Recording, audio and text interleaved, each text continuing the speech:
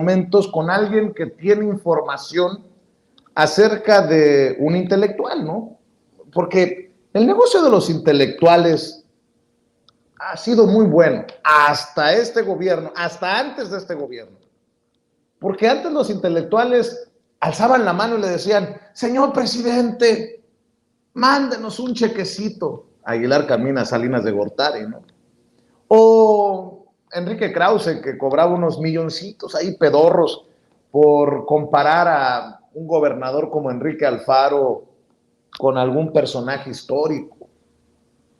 O a la hora de la impresión de las revistas, era el gobierno el que les compraba los ejemplares.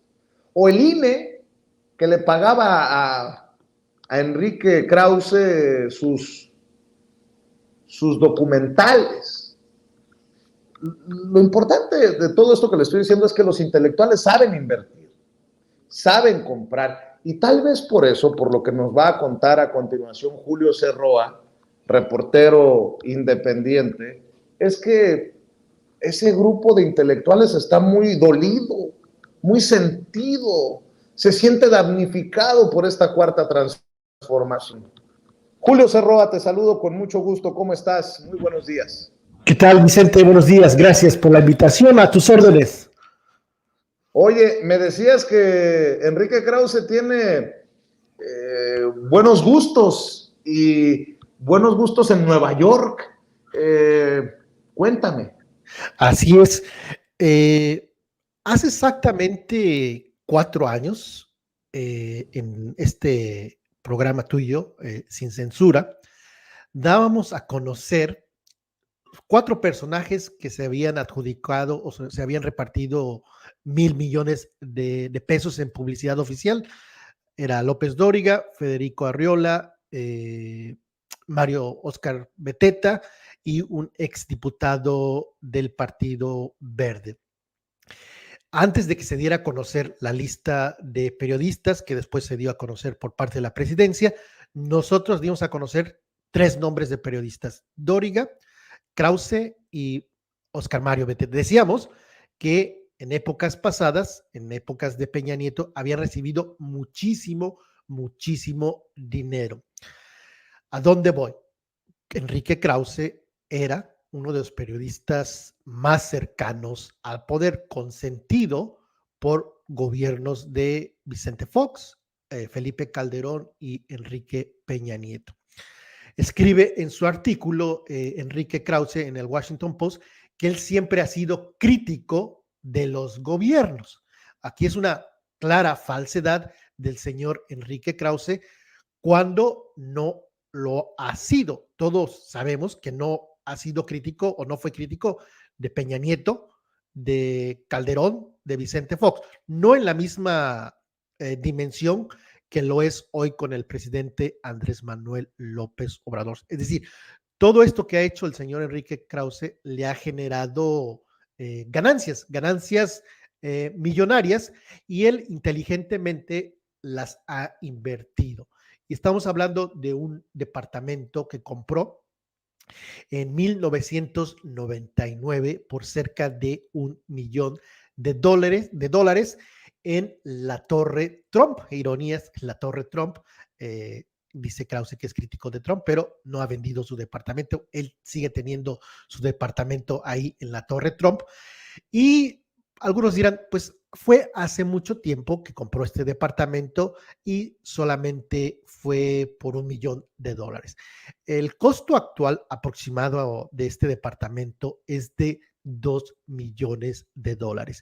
Y aquí lo importante no es tanto el precio, sino cómo pagó Enrique Krause este departamento.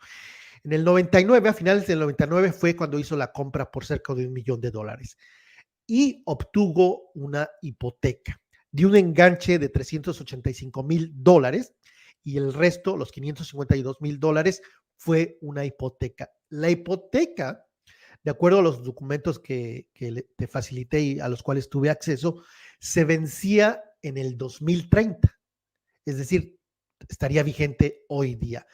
Pero por alguna razón, Enrique Krause pagó esta hipoteca 2 años después de haberla obtenido. Es decir, la pagó 28 años, no 28 meses, 28 años antes de que se venciera.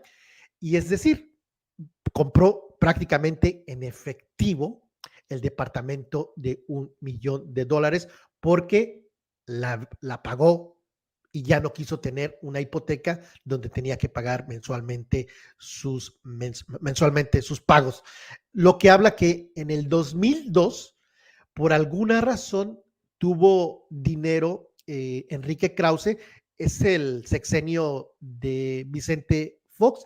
Sería importante saber qué pasó en la vida de Enrique Krause que le facilitó el pago de una propiedad, no en México, sino en los Estados Unidos. Y otro dato interesante es que lo compró el departamento a nombre de una empresa que se llama Leynat, que si lo escribes al revés, se lee como Daniel Krause, es uno de los hijos de Enrique Krause. Estamos hablando de un intelectual, se dice él, historiador, que tiene muchos recursos económicos. No sé si haya muchos historiadores en México. Yo sé que es ingeniero, pero él se dice historiador.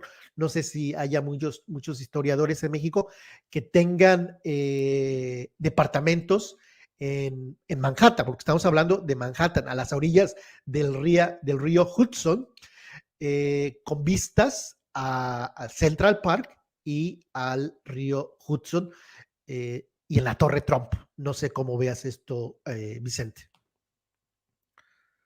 Pues es lo mismo que preguntamos cuando hablamos de Loret de Mola y su apartamento pagado al chas chas allá en Miami, ¿no? O sea, ¿qué periodistas pueden tener esa posibilidad? Bueno, a lo mejor López Dóriga, porque recibió un chingatamadral de dinero en los gobiernos anteriores, pero ojalá que aclare precisamente Enrique Krause cómo es que tuvo tanta lana para comprarse. Hay un pinche apartamentito de $1,000,000 al chas chas.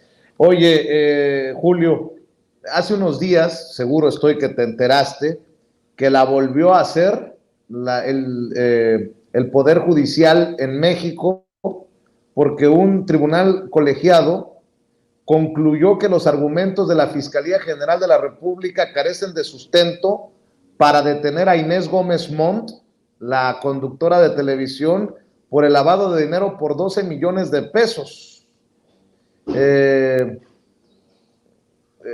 Todo parece indicar, pues, que habría ganas en el Poder Judicial para proteger los intereses de Inés Gómez Montt y su esposo, el abogado Álvarez Puga. Pero no por eso has dejado de seguirles el rastro, mi querido Julio Cerroa.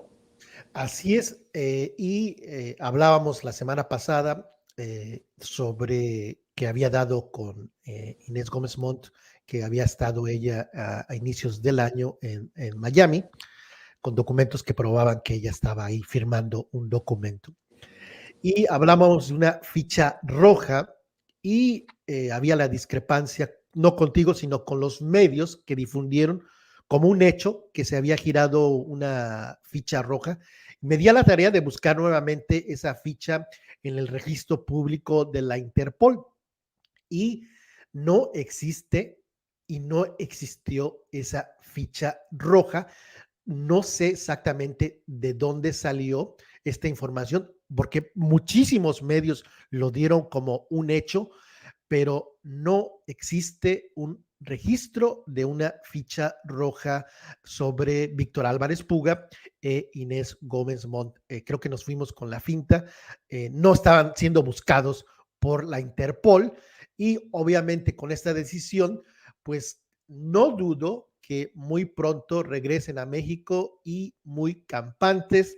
Me di a la tarea también en Nueva York de irlos a buscar, porque Víctor Álvarez Puga tiene un departamento ahí cerca de la Quinta Avenida, en una zona muy exclusiva. muy cara, y fui al departamento, fui al edificio, no sé si tengas ahí el video, y donde voy y pregunto por ella. Y ahí está parte de las imágenes, no sé si, ahí está.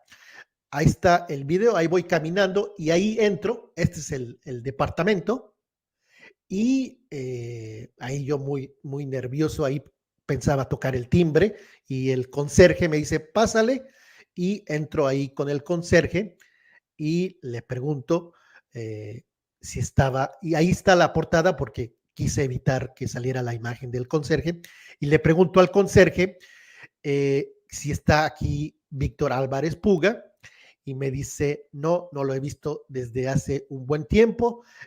Pregunto por Inés Gómez Montt, ha visitado Inés Gómez Montt, ha estado aquí, no, no la he visto desde hace tiempo. Es decir, él no negó que vivieran ahí, sino que no han estado en el departamento que tienen ellos, en este edificio, y no han visitado. ¿Y por qué es importante el caso de Nueva York? Porque Inés Gómez Montt en el pasado ha hecho público sus vacaciones, ahí le podemos parar, sus vacaciones en Nueva York. De hecho, hay una foto donde aparece Inés Gómez Montt junto a el dueño, a uno de los socios de Latinos, a Miguel Olamendi. Aparece Miguel Olamendi, su pareja, aparece Víctor Álvarez Puga, aparece Inés Gómez Montt y otros personajes ahí en Nueva York. Es decir, frecuentaba Inés Gómez Montt Nueva York, y aquí es el problema. ¿Cómo es posible que yo vaya, un ciudadano común y corriente, dé con la dirección de ellos y en México no pase nada? Ya les di la información sobre Miami y no pasa nada, y para mí es preocupante, es frustrante que si los estaban acusando, entonces a lo mejor todo fue fake news, no hubo tal desfalco, no hubo 3,000 millones de pesos canalizados a empresas factureras, y pues nosotros fuimos tontos por creer en esa información. O todo eso fue un invento, o algo está pasando que la verdad sí es frustrante, y creo que la gente debe estar frustrada de que personajes de esta magnitud pues ahora prácticamente estén a punto de ser exonerados, al menos que haya nueva información donde la fiscalía haya puesto una queja o interpelado la decisión, y se siga investigando y se siga tratando de extraditarlos. No sé cómo veas este asunto, Vicente. A mí me sorprende que hayas dado dirección exacta en Miami. A mí me sorprende que hayas llegado al edificio en donde viven o vivían Álvarez Puga e Inés Gómez Montt, y que digan en la Fiscalía General de la República que había ficha roja en la Interpol para dar con ellos y que no los encuentren por ningún lado. Y que ahora, el 6 de abril, nos enteremos que un tribunal federal invalidó la orden de aprehensión en contra de la conductora Inés Gómez Montt por el supuesto delito de defraudación fiscal. En el documento oficial se lee: la justicia federal ampara y protege a la quejosa respecto de los actos reclamados y autoridades responsables precisados en los considerandos segundo y tercero de la sentencia recurrida, por las razones y para los efectos precisados en los considerandos quinto y sexto del fallo impugnado. Así se lee en el expediente. Con esta resolución, el sexto tribunal colegiado en materia penal en la Ciudad de México ordenó al juez Alberto Torres Villanueva reponer la audiencia del año 2021, en la que el Ministerio Público Federal solicitó emitir la orden de captura contra Gómez Montt.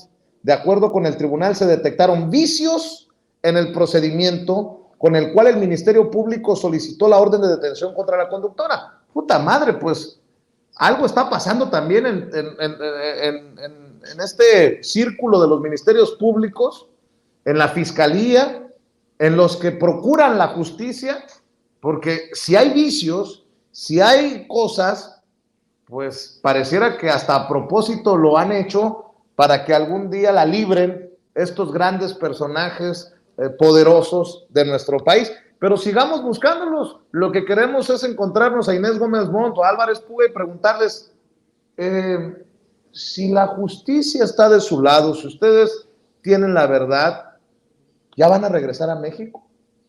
Por ejemplo, ¿no? Por ejemplo. Yo calculo que regresarán a México. Sería tonto de parte de ellos regresar ahora mismo. Yo creo que la tirada, aquí ya es una especulación, es regresar ya terminado el sexenio de Andrés Manuel López Obrador, ya con una nueva administración. Creo que sería la jugada natural de ellos, aún así con esta caso positivo donde ya no los exoneran, pero pues ya no están buscados al 100%. Creo que en la lógica, si yo fuera ellos, diría, pues yo me espero, vivo aquí, sigo viviendo la vida loca aquí en Miami y me voy en el verano a Nueva York, o también me voy al rancho ahí donde tengo caballerizas, o ya en un extremo me voy a las casas que tiene Víctor Álvarez Puga allá en Texas. Es decir, van a esperar y con un gobierno nuevo, pues van a decir, pues aquí borrón y cuenta nueva, y regresarán y igual y van a decir, perdón, disculpe señor Víctor Álvarez Pugue, señora Inés Gómez Montt, disculpe por la inconveniencia y por haberlos orillados a un autoexilio allá en Miami, Nueva York y Texas. ¿Por qué no cerramos invitando a la gente a tus espacios, Julio? Y te agradezco que compartas información para la audiencia de Sin Censura. Con gusto, mi canal en YouTube se llama La Voz de Julio. Me encuentran ahí bajo La Voz de Julio, en Twitter, @Julio SE Roa, y preparando más material. No sé si me permitas hacer un comercial rapidito. El domingo voy a presentar una información sobre el señor Enrique Peña Nieto, así que los invito a que estén pendientes en La Voz de Julio. Muy bien, pues ahí está la invitación y yo te agradezco. Estamos al pendiente, Julio. No, gracias a ti por la apertura y por rápidamente abrir los micrófonos. Gracias a Julio C. Roa, reportero independiente. Lo espera en su canal de YouTube, La Voz de Julio, aquí hablando sin censura. Y bueno, se viene más información. Fíjese que estamos rescatando de ayer algunas declaraciones de los senadores. En el Senado de la República la cosa estuvo tensa. Por cierto, el secretario de Gobernación, Adán Augusto López Hernández, envió mensaje ayer que estuvo por el Senado a coordinadores parlamentarios de Morena, PT, Verde, PAN, PRI y PRD. Esto fue lo que dijo el secretario de Gobernación, Adán Augusto López Hernández. Después pasa a comisiones, se discute en comisiones y se aprueba, pues ya pasa al pleno y ya se discute y se aprueba o no. Creo que estamos en esa etapa de discusión interna y que finalmente pues los legisladores decidirán en qué momento pueden ir a pleno y aprobarla o rechazarla. Son ellos quienes tienen que construir los consensos que se requieren en cualquier parlamento, no nada más en el país, sino en el mundo. Forma parte esa discusión en lo interno y ya en lo público, forma parte de la vida parlamentaria. Mi opinión es que a lo mejor falta que conozcan muchos o muchas diputados o diputadas, y en este caso senadores y senadoras, faltan que conozcan el contenido de la iniciativa. Yo no la conozco por completo, pero sí creo que no hay un retroceso en materia de paridad. Y les voy a decir por qué no hay un retroceso en materia de paridad, porque esa ya está tutelada constitucionalmente. Ya nadie o en la iniciativa no se propone que desaparezca la paridad, no se propone que desaparezcan las acciones afirmativas.